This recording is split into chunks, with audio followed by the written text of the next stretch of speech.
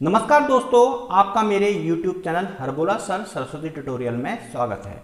दोस्तों, आज मैं अपने वीडियो के द्वारा तथ्यों पे बात करने जा रहा हूं, जो तथ्य यानी जो वन्य जीवन पर आधारित हैं।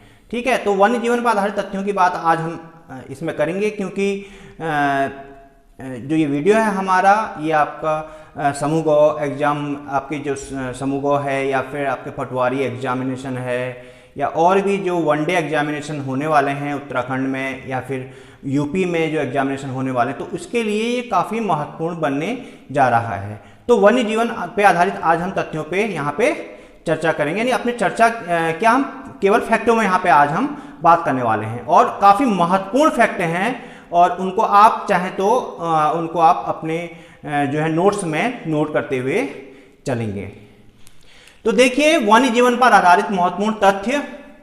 सबसे पहले तो देखिए, भारत में 1972 में वाइल्ड लाइफ एक्ट पारित हुआ। तो ये आप नोट कर लीजिए, 1972 में वाइल्ड लाइफ एक्ट पारित किया गया। अब इस एक्ट के अंतर्गत क्या था कि जो नेशनल पार्क और वन्य जो प्राणी अभयारण्य हैं, इनकी स्थापना भारत में की गई। यानी जो 1972 का एक्ट था, इस एक्ट के द्वारा नेशनल पार्क हो गए और वन्य प्राणी अभयारण्य की स्थापना यहां पे की गई। भारत का सबसे बड़ा राष्ट्रीय उद्यान यानी जम्मू कश्मीर के लेह जनपद में, जिसका नाम है हेमिस हाई, यानी जो हेमिस हाई यानी Hemis high altitude national park हम इसको कहते हैं। यह राष्ट्रीय उद्यान जो है सबसे बड़ा, यानी भारत का सबसे बड़ा राष्ट्रीय उद्यान है। देश का सबसे छोटा राष्ट्रीय उद्यान, ये बड़ा छोटा लंबा चौड़ा ये हमेशा लगा रहता है, इनमें ध्यान दे दीजिए आप बिल्कुल। देश का सबसे छोटा राष्ट्रीय उद्यान, ठीक है, और वो है अंडमान निकोबार जिले में। ठीक है, उसका नाम है साउथ बटन, और यह कितने एरिया में है? 0.03 वर्ग किमी क्षेत्रफल है इसका, और इतने क्षेत्र पे ये फैला हुआ है। भारत का पहला राष्ट्रीय उद्यान, ध्यान दीजिए, भारत का पहला राष्ट्रीय उद्यान जिम कॉर्बेट नेशनल पार्क, जो 1935-36 पे बना, जिसको हेली नेशनल पार्क के नाम से, रामगंगा नेशनल पार्क के नाम से भी जाना जाता है, और आज हम इसको जिम कॉर्बेट नेशनल पार्क के नाम से हम इसको जानते हैं। यह भारत का सबसे पहला राष्ट्रीय उद्यान है, इसको नोट कर सकते हैं। भारतीय वन्य जीवन बोर्ड, भारतीय वन्य जीवन बोर्ड के अध्यक्ष का यदि नाम पूछा जाता है, कौन इसका अध्यक्ष है, तो इसका जो अध्यक्ष होता है एक्स ऑफिशियो प्रधानमंत्री होता है देश का, यानी हमारे भारत का, यानी नरेंद्र मोदी इस समय क्या है, भारतीय वन्य जीवन बोर्ड के अध्यक्ष हैं। अगला फैक्ट देखिए, वन्य जीव सुरक्षा अधिनियम ये कब लागू हुआ दोस्तों? 1972 में, यानी 1972 में यह लागू हुआ। भारत में पहली बाघ जनगणना, नोट कर लीजिए, भारत में पहली बाघ जनगणना कब हुई? यह भी 1972 में की गई दोस्तों, यानी वन्य जीव सुरक्षा अधिनियम भी 1972 में लागू किया गया, और भारत में पहली बार जो बाघ गणना हुई वो भी 1972 में हुई। नोट कर लीजिए अपने नोट्स में। 1 अप्रैल 1973 ईस्वी, यानी 1 अप्रैल 1973 ईस्वी में उत्तराखंड के जिम कॉर्बेट नेशनल पार्क में जो है टाइगर प्रोजेक्ट यानी बाघ परियोजना की शुरुआत की गई। बाघ परियोजना की शुरुआत यानी टाइगर प्रोजेक्ट की शुरुआत जिम कॉर्बेट नेशनल पार्क में की गई। क्षेत्रफल की दृष्टि से भारत का सबसे बड़ा बाघ रिजर्व कौन सा है, ये पूछा जाता है, तो बाघ रिजर्व है नल्ला मलाई श्रेणी में है ये, और स्थित है, इसका नाम है नागार्जुन सागर, यानी श्रीशैलम, आंध्र प्रदेश में है ये। ठीक है, कौन सा है?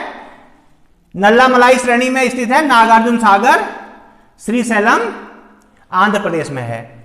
विश्व का सर्वाधिक ऊंचाई में स्थित, विश्व का यानी पूरे विश्व में सर्वाधिक ऊंचाई में स्थित जो बाघ रिजर्व है, यानी बाघ की बात कर रहे हैं यहां पे, जो फैक्ट हमने आपको बता रहे हैं यहां पे वो बाघ से संबंधित है।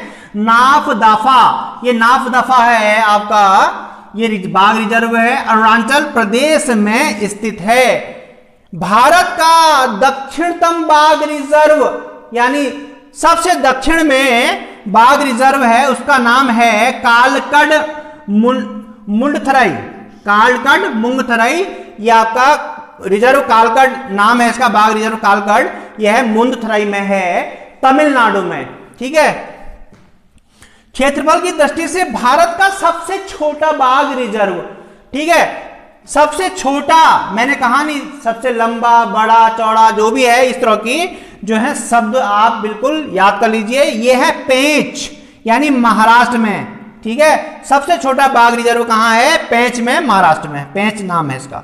विश्व में सर्वाधिक बाघ घनत्व वाला राष्ट्रीय पार्क, यानी सबसे ज्यादा बाघ घनत्व जो होगा किस पार्क का है? उसका नाम है काजीरंगा।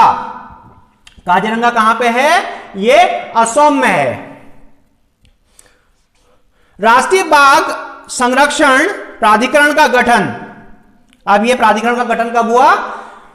4 सितंबर 2006 को हुआ। ऐसा क्वेश्चन पूछा जा सकता है, राष्ट्रीय बाघ संरक्षण प्राधिकरण का गठन कब हुआ? तो 4 सितंबर 2006 को इसका गठन हुआ।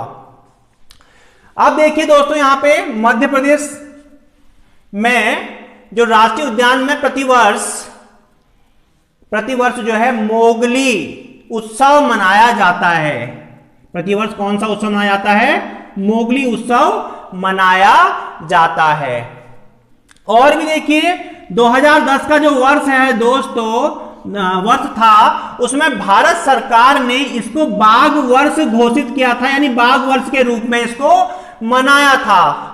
और दोस्तों मध्य प्रदेश के बारे में एक और फैक्ट हमारे पास है, मध्य प्रदेश को टाइगर स्टेट के नाम से भी जाना जाता है, क्योंकि यहाँ पे बाघ का जो घनत्व है, यानी जो टाइगर डेंसिटी है वह सबसे ज्यादा है, यानी पूरे देश के 1/3 जो है बाघ वह इस यानी मध्य प्रदेश में ही पाए जाते हैं। कुछ और तथ्य हैं हमारे पास दोस्तों, यहां पे ध्यान दीजिए। उनमें कुछ खास जीव से संबंधित जो अभयारण्य हैं हमारे पास हैं, वो ध्यान दीजिए। तो सबसे पहला यहां पे हम बताते हैं आपको, कच्छ का रण, यानी गुजरात में है।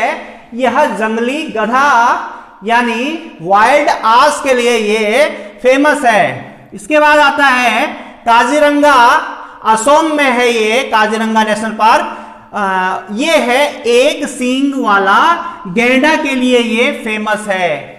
अगला भी असम में ही है दोस्तों, उसका नाम है जल्दापाड़ा, जल्दापाड़ा में है, जल्दापाड़ा असम में। यहां भी ये एक सींग वाले गैंडे के लिए प्रसिद्ध है। अगला देखिए यहां पे दाची गांव जो है ये जम्मू कश्मीर में है दोस्तों, याद रख लीजिएगा। ये किसके लिए फेमस है? सफेद भालू के लिए फेमस है दोस्तों, दाची गांव अभयारण्य सफेद भालू के लिए। गिर, गुजरात में गिर, ये है एशियाटिक लायन के लिए, यानी एशियाई शेर के लिए फेमस है ये। वन्य विहार नेशनल पार्क, ये मध्य प्रदेश में है दोस्तों, ये सफेद बाघ के लिए प्रसिद्ध है। अगला है देखिए रेगिस्तान राष्ट्रीय पार्क, यानी राजस्थान में है ये रेगिस्तान राष्ट्रीय पार्क। ये दोस्तों ये ऊंट के लिए फेमस है। अगला है क्योलाडियो नेशनल पार्क, ये भी जो क्योलाडियो नेशनल पार्क है ये भी राजस्थान में है। ये है साइबेरियन क्रेन के लिए फेमस है, साइबेरियन क्रेन।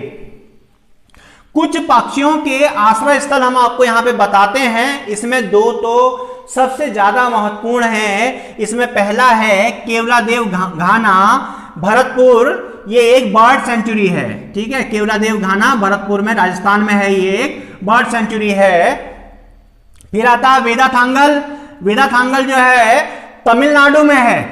ठीक है, एक अगला है रंगनाथिट्टू, रंगनाथिट्टू ये भी आपका तमिलनाडु में है। इसके बाद जो सबसे इंपोर्टेंट है यहां पे केवलादेव घाना भरतपुर राजस्थान इंपोर्टेंट है, और सलीम अली जो है वो तमिलनाडु में है। ये भी जो है सलीम अली तमिलनाडु में है। ये दोनों के दोनों जो हैं ये पूछे जा सकते हैं समूह ग एग्जाम में। महत्वपूर्ण राष्ट्रीय पार्क और अभयारण्य, यहां पे हम आपको कुछ और बताने जा रहे हैं। केबुल लामजाओ राष्ट्रीय पार्क, ये मणिपुर में है, याद कर लीजिए, बहुत एग्जाम में पूछा भी गया है। केबुल लामजाओ राष्ट्रीय पार्क कहां है, तो मणिपुर में है ये।